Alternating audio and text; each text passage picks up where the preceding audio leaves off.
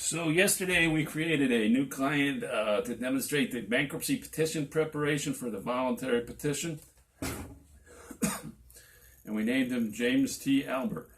So today we're going to open up Mr. Albert's file and show you how to create Schedule A, which is the real property schedule. Remember that your bankruptcy court is going to require you to disclose everything that you own on your bankruptcy case, as well as everyone that you owe money to. So Schedule A obviously is very important if you own real estate. Owning real estate does not mean that you're going to lose it. We'll show you how later on how you can keep your property while filing for bankruptcy. But the purpose of today's tutorial is just to show you how to disclose it on your bankruptcy case. So remember, Mr. James T. Albert lives at 1 Main Street, apartment number 9. And that's in Yonkers, New York, and we can use the zip code filler again so that we don't have to manually fill in all this information or look it up on a map or go searching through envelopes and so on to try to find this information. This is a hypothetical client, and we'll just give him a hypothetical property value for a single-family house in Yonkers, New York. Let's say it's worth $250,000. Probably that's low, but in Yonkers, but we'll just call it a $250,000 house. And value you own, okay? That is the property's value, not the value minus the liens and the mortgages and so on and so forth. The value you own is the actual value of the property.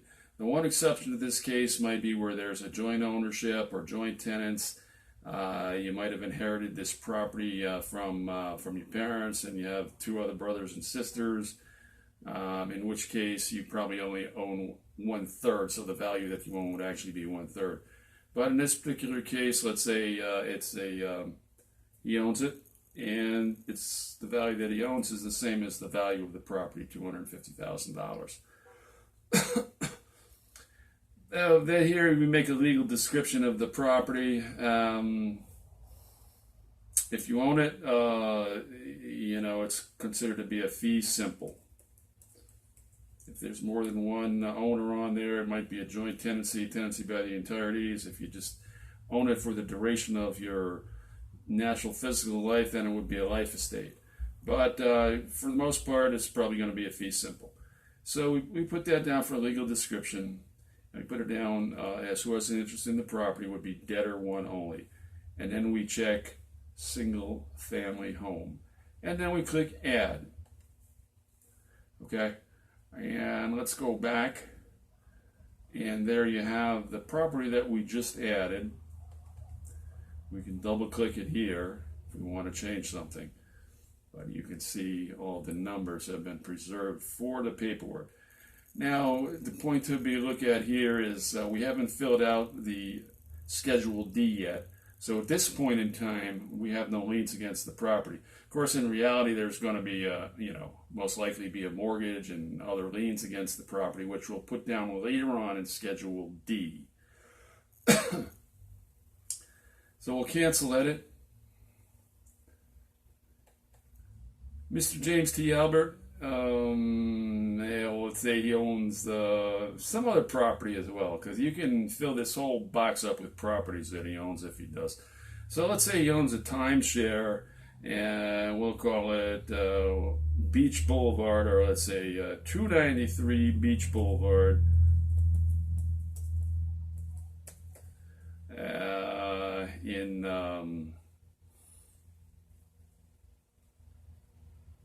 I don't know where to timeshare. Where do we go for timeshares? They're usually some place far away. Well, let's just say it's in San Diego, California. Let's say he owns it, I don't know, Pacific Beach somewhere, I don't know. And the value of his timeshares. You know, a timeshare is just a vacation share. Let's say it's a $20,000 interest in a timeshare, and he owns it, and it's a timeshare, so we put that down here. Add that to the property list. Let's go back to Schedule A, 292 Beach Boulevard. There it is. And of course, when this paperwork actually prints, it'll print on the paperwork and on the summary where the total of the real estate value was saved on the summary, and so on and so forth.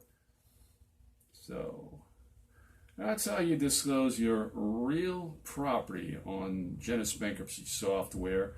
And thank you for listening. We will the next video will show you how you disclose your personal property, and then later on we'll do the secured creditor schedule, and following that then Schedule C, and eventually we'll go through everything else.